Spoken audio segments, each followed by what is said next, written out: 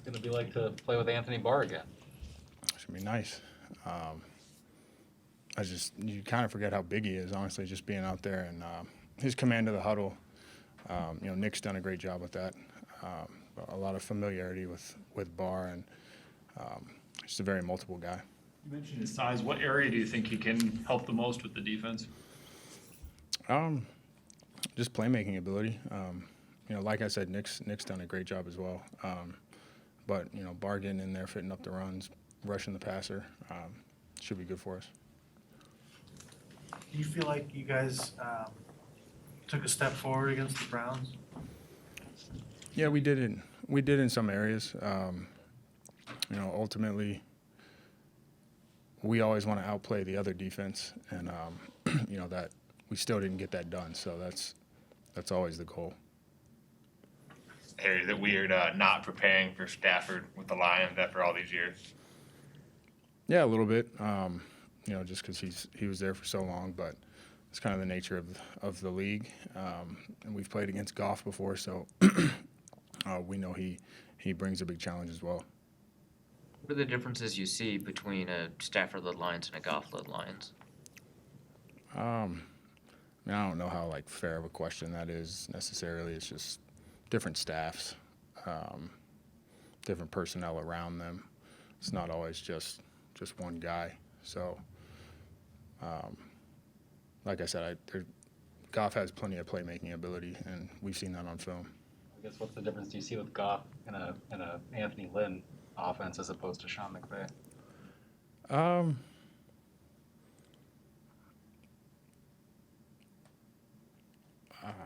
I don't know. I mean, they all have their different styles, the coaches.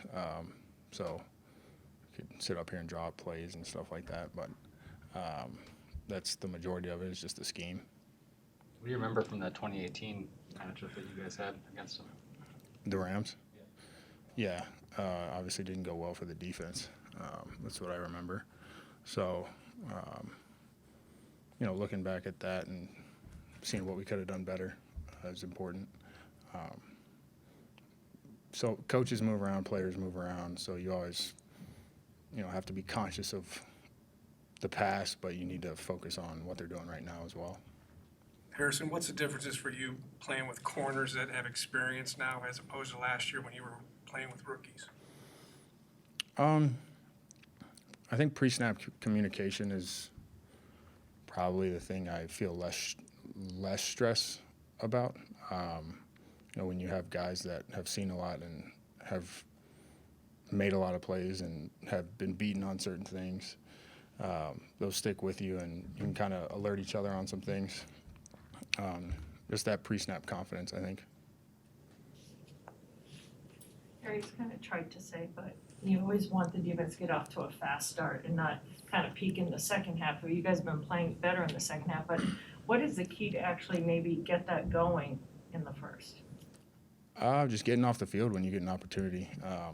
Last game we had a couple of third downs early. We ended up stopping them on a fourth down, but we let them drive into the red zone. So getting off the field on those third downs, if you get them into third and mediums, third and longs, you got to take advantage of those opportunities.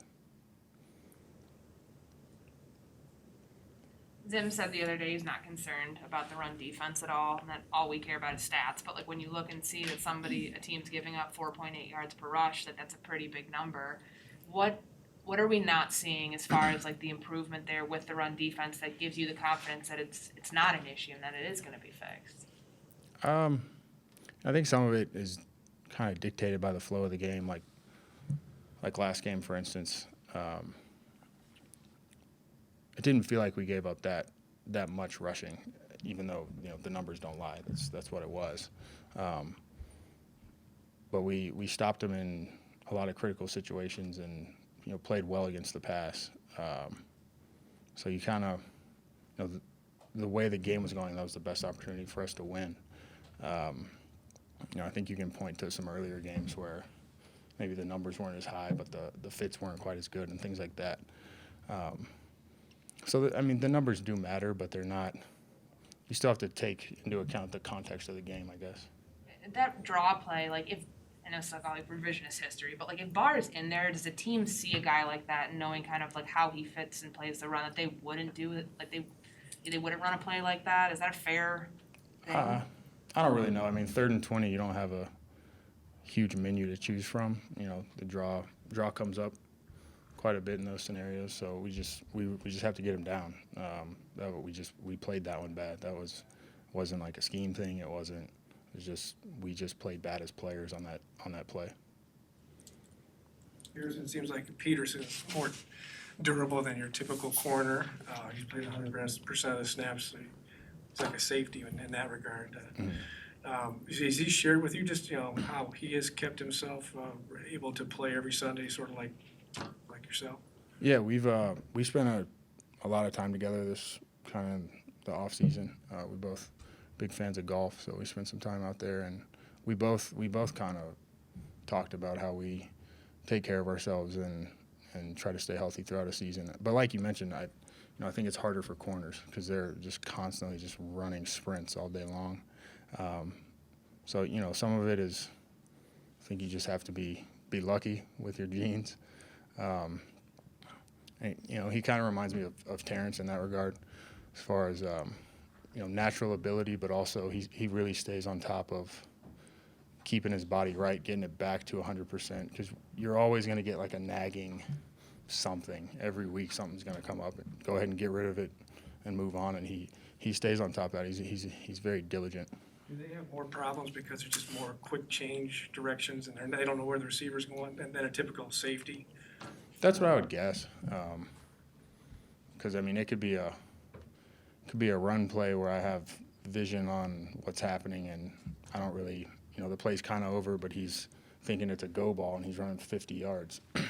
No one sees that, but that's the day in the life of a corner.